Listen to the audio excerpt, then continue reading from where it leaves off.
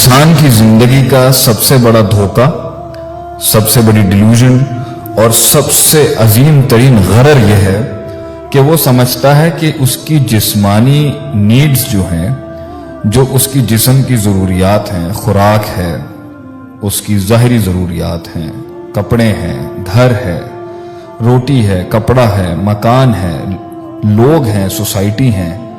یہ اس کی روحانی ضرورت سے زیادہ ہے۔ ہم اس بات کے منکر نہیں، یا دین اسلام اس بات کا منکر نہیں کہ انسان کی رزق جو ہے، اس کی ضرورت، اس کی جسم کی ضرورت، اس کی نشو و نما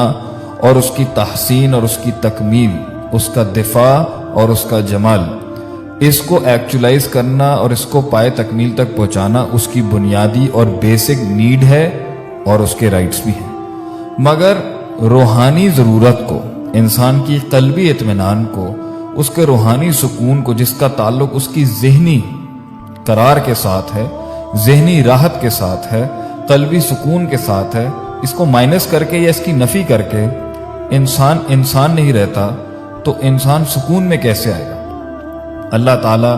ان لوگوں کے بارے میں جو روحانیت کو مائنس کر کے یا اس کی تاخیر کر کے صرف جسم کی بھوک کو پورا کرنے کے پیچھے ہی لگے رہتے ہیں، ان کو تو قرآن میں کہتا ہے اللہ اولئک کالانعام بل ہم اضل، یہ تو گمراہ ہیں اور جانور سے بھی بدتر ہیں۔ اور کہیں تو اللہ تعالیٰ فرماتے ہیں اومن کان میتا فاحییناہ، یہ اسی طرح کے مردہ سوچ کے لوگ ہی تو ہوتے ہیں جو صرف زندگی کا مقصد فزیولوجیکل نیڈز، کھانا پینا، ایک جگہ سے پھر دوسری جگہ جانا اور اپنے جسم کو راحت پہنچانے کا ہی زندگی کا اصل مقصد سمجھتے ہیں، یہ تو مردہ دل لوگ ہوتے ہیں۔ فاحییناہ، ہم ان کی روح کو زندہ کرتے ہیں ہدایت کے ساتھ، جس کو اللہ چاہتا ہے۔ آج سے پہلے 1943 میں ایک سائیکالوجسٹ تھا جس کا نام ابراہیم میسلو تھا،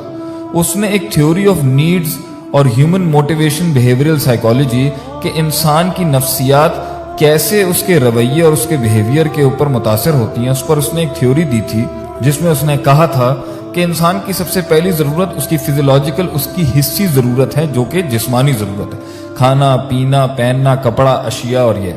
اور اس کے بعد اس نے کہا تھا کہ اس کی سیکنڈ بڑی ضرورت جو ہے، دوسری بڑی اہم انسان کی ضرورت ہے اس کی سیکیورٹی، اس کا تحفظ، اس کی جان مال کا تحفظ،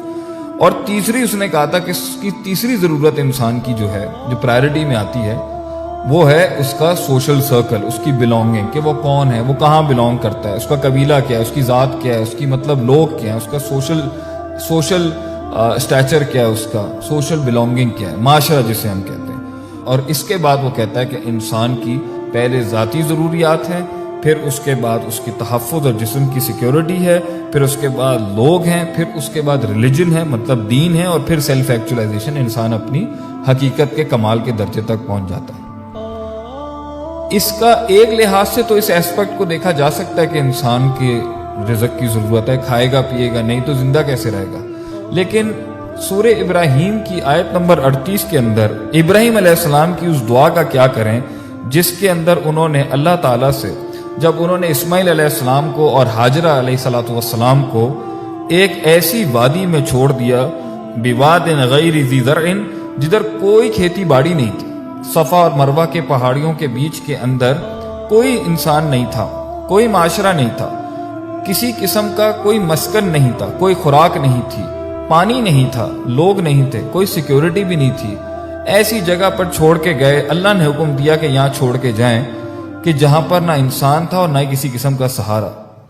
تو اس وقت آپ نے اللہ سے ایک دعا کی،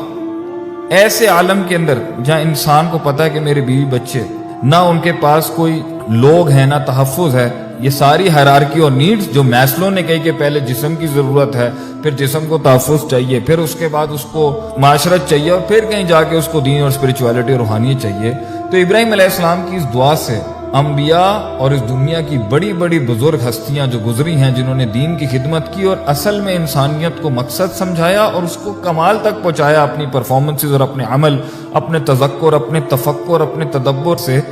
وہ فرماتے ہیں، اللہ تعالیٰ فرماتے ہیں قرآن کے اندر ان کی دعا، ربنا لیقیموا الصلاۃ، آپ نے پہلی چیز جس کا کہا، یا اللہ میں تجھ سے دعا کرتا ہوں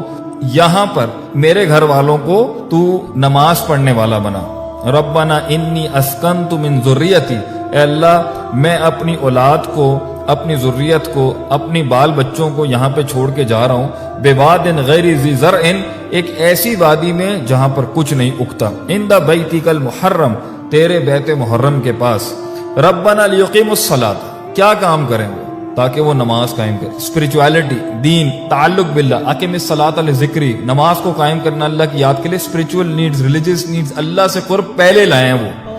فاجعل افئدۃ من الناس تہوی الیہم، اور پھر تو لوگوں کے دلوں کو ان کی طرف مائل کر دے، معاشرت، یہاں پر مکہ بننا تھا اور پھر یہاں حج کا سیزن آنا تھا، اور پھر دیکھیں پوری دنیا سے لوگ آج اس جگہ پر آتے ہیں۔ دوسری چیز جو آپ نے ڈیمانڈ کی اللہ کہ اگر دین ہے، روحانیت ہے، تیرے سے تعلق ہے، تیرے سے قرب ہے، زندگی کا مقصد ہے، آخرت ہے، جنت ہے، جہنم کا کانسیپٹ ہے، نبیوں کی معرفت ہے، تیری معرفت ہے، تیری عبادت کی معرفت ہے، تو انہیں معاشرت بھی دے۔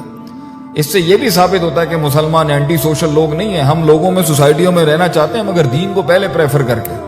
روحانیت کو پہلے پریفر کر کے، ڈیوائن کانسیپٹس کو پہلے پریفر کر کے۔ پھر دوسری چیز مانگی، وہ تھی کیا؟ یا اللہ ان کو معاشرت بھی دے، کیونکہ انسان جو ہے وہ اکیلا اس دنیا میں تنہا زندگی نہیں گزار سکتا۔ وَارْزُقْهُم مِّنَ الثَّمَرَاتِ، اور پھر تیسرے لیول پہ جا کے آپ نے کہا یا اللہ ان کو ثمرات، رزق اور کھانے پینے کی اشیاء بھی عطا فرما یہاں پر، کیونکہ انہوں نے زندہ رہنا ہے، لَعَلَّهُمْ يَشْكُرُونَ، تاکہ تیری یہ ساری نعمتوں کا وہ شکر ادا کریں۔ اللہ کے نبی ابراہیم علیہ السلام کی اس دعا سے پتہ چلتا ہے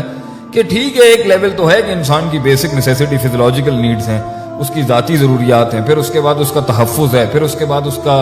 جو ہے وہ معاشرت ہے، پھر معاشرت کے بعد اس کا دین ہے، روحانیت ہے، مگر اعلیٰ ترین قوموں کا اور میکسیمائز آپٹیمائز ورژنز کی قوموں کا اور ایکچولائز ورژن کی قوموں کا، اور وہ قومیں جو دنیا میں قیادت بھی کرتی ہیں، اور وہ انسان بھی جو دنیا میں قائد بنتا ہے اور نیچے سے اٹھ کے اوپر کے لیول پر آتا ہے،